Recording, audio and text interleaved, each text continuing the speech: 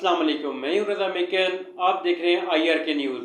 आइए जानते हैं कुछ ताज़ा तरीन अपडेट्स सदीक जान साहब से। बात करेंगे कि क्या खेल शुरू हो गया है और इस्टेब्लिशमेंट ने पहली इनडायरेक्ट मगर खुली धमकी दे दी है नवाज शरीफ को और आसिफ अली जरदारी को।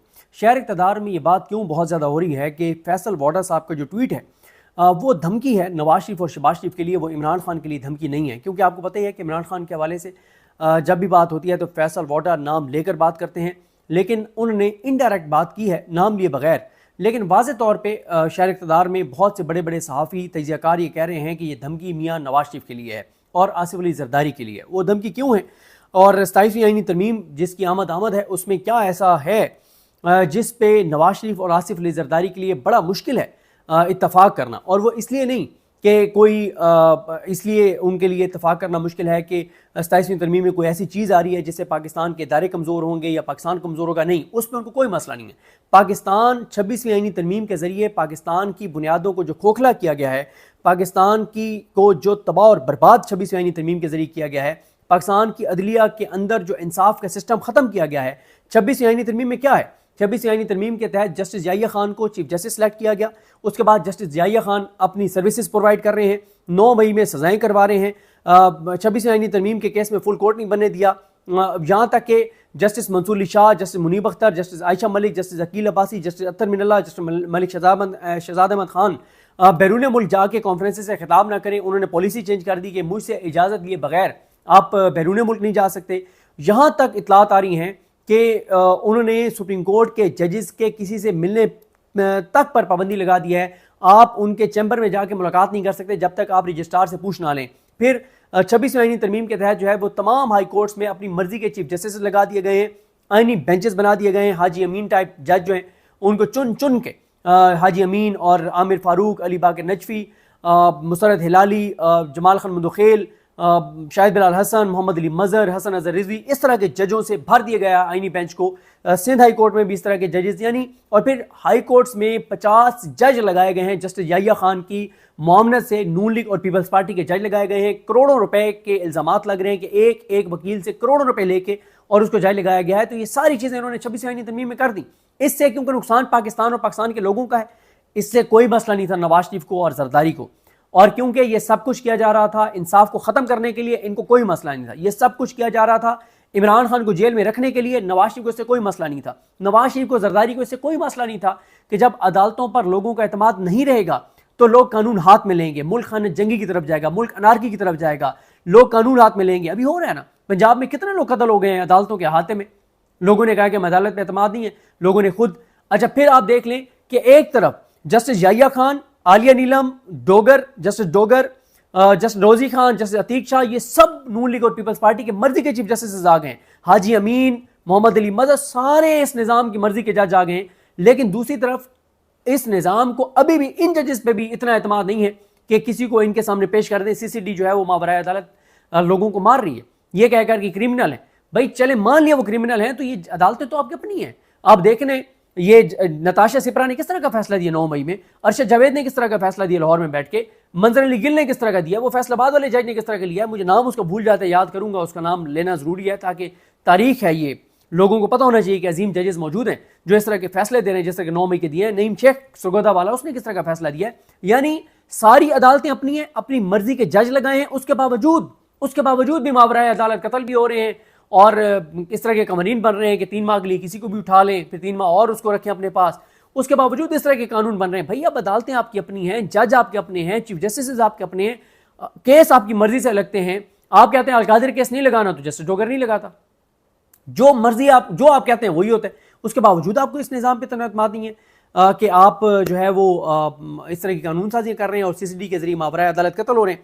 तो देखें जी, अब जो 27वीं आईनी तरमीम में चीज़ें आ रही हैं ना, वो मैं आपको अर्ज कर देता हूं कि वो क्या क्या हैं और इसमें से क्या क्या ऐसी चीजें हैं जो शरीफ खानदान और जरदारी को मसला यह है कि उनका उस पर वो जो कट है, जो शेयर है, जो करप्शन लूट मार है, जो इख्तियारात हैं, वो कम हो जाएंगे, इसलिए उनको मसला है। उनको इसलिए मसला नहीं है इससे पाकिस्तान को किसी चीज़ से नुकसान होगा, नहीं नहीं नहीं नहीं। पाकिस्तान को नुकसान अगर किसी चीज़ से होता है, होता रहे, अगर इनको फ़ायदा हो रहा है।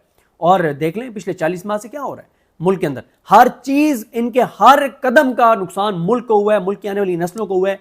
लेकिन नवाज शरीफ और जरदारी ने चूं चरां तक नहीं की। हर चीज़ में ठप्पे लगाए, आईनी तरमीम में वोट डाले, कानून साजियों में वोट डाले, फैसले किए, इनको कोई मसला नहीं था।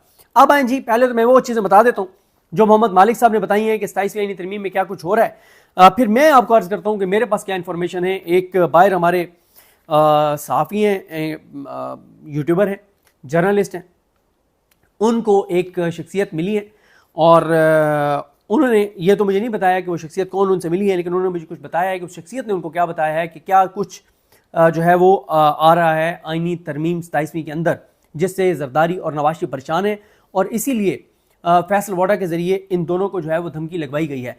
पहले फैसल वाडा की धमकी देख लें कि उसने क्या धमकी लगाई है। फैसल वाडा ने कहा है कि सियासतदान, NGOs और दीगर अपने ज़ाती मफादात के लिए हमेशा पाकिस्तान की अफवाज को कमज़ोर करने की घिनौनी कोशिश करते रहे हैं, लेकिन एक बार फिर हमेशा की तरह फील्ड मार्शल की सरबराही में अफवाज पाकिस्तान ने मुल्क को बड़ी दहशतगर्दी से बचा लिया है, जिसकी तफसीलात बहुत जल्द सामने आ जाएंगी। अब आ जाए असल बात के ऊपर जो उन्होंने धमकी दी है। तमाम मुनाफिक सियासतदान और दीगर अपनी सिमत ठीक कर लें, वरना पाकिस्तान की तरक्की का जो तसलसल जारी है उसमें रुकावट पैदा करने वाले बड़े बड़े तुरम खान रगड़ दिए जाएंगे। उम्मीद करता हूं सबको मेरी बात वाज़ेह तौर पर समझ आ रही है। अगर ये बात होती इमरान खान साहब के लिए, तहरीक इंसाफ के लिए, तो ये उनका नाम लिखते, इनको कोई मसला नहीं है। इन्होंने इशारतन जो बात की है, ये वाज़ेह तौर पर इन्होंने मैसेज दिया है इस्टेब्लिशमेंट का, नवाज शरीफ और जरदारी का, चाहे इन्होंने नहीं दिया, लेकिन शहर इक़्तिदार में बड़े बड़े साफ़ी और तजियाकार और चीज़ों को समझने वाले कह रहे हैं कि ये धमकी नवाज शरीफ और जरदारी के लिए है कि 27वीं आईनी तरमीम पे कोई चूचना मत करना, कोई इधर उधर बातें मत करो जो तुम करते फिर रहे हो।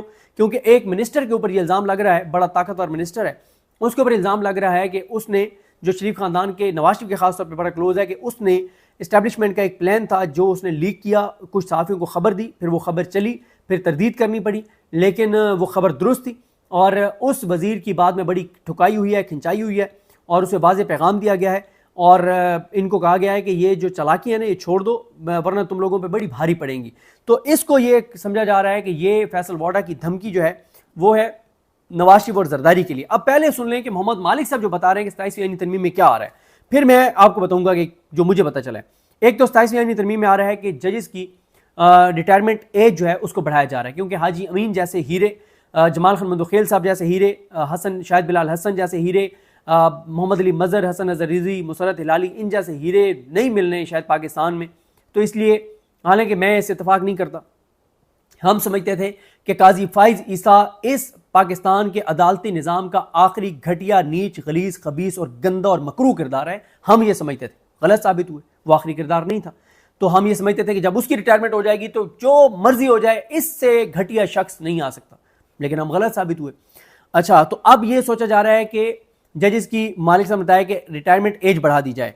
दूसरा यह है कि जजेस की ट्रांसफ़र जो है, इसमें पहले ये आइन में है कि अगर आपने किसी जज को ट्रांसफ़र करना है तो आपको उस जज की कंसेंट लेनी पड़ेगी। आइन में तरमीम कर दी जाएगी और उसमें कंसेंट नहीं लेनी पड़ेगी। मकसद ये है कि जो इस्लामाबाद हाई कोर्ट के 5 आज़ाद जजेस हैं अपने हलफ से वफा करने वाले, जस्टिस मोहसिन अख्तर कियानी, तारिक महमूद जहांगीरी साहब, बाबर सत्तार साहब, सरदार एजाज शाह खान साहब, समन रिफत इम्तियाज़ साहबा, इन 5 जजेस को किसी को सिंध हाई कोर्ट में, किसी को बलूचिस्तान हाई कोर्ट में, किसी को पेशावर हाई कोर्ट में ट्रांसफ़र किया जा सके, इसलिए आइन में तरमीम की जाएगी कि किसी भी जज की मर्जी इसके बगैर उसको किसी भी सूबे में ट्रांसफ़र जो है वो किया जा सकता है। उसके अलावा आइनी अदालत के ऊपर उन्होंने कहा कि दोबारा आइनी अदालत बन सकती है। यह भी हो सकता है कि आइनी अदालत के जजेस की एज, रिटायरमेंट एज ज़्यादा हो, बाकियों की कम हो। और इसी तरह से उन्होंने कहा है कि कुछ एक्सपर्ट जजेस भी लाने की बात हो रही है। तो नाज़रीन, ये थी आज की ताज़ा तरीन अपडेट्स जो आपने जानी सदीक जान की ज़बानी। इसी के साथ अपने मेज़बान रज़ा मेकन को इजाज़त दीजिए। अल्लाह हाफिज़।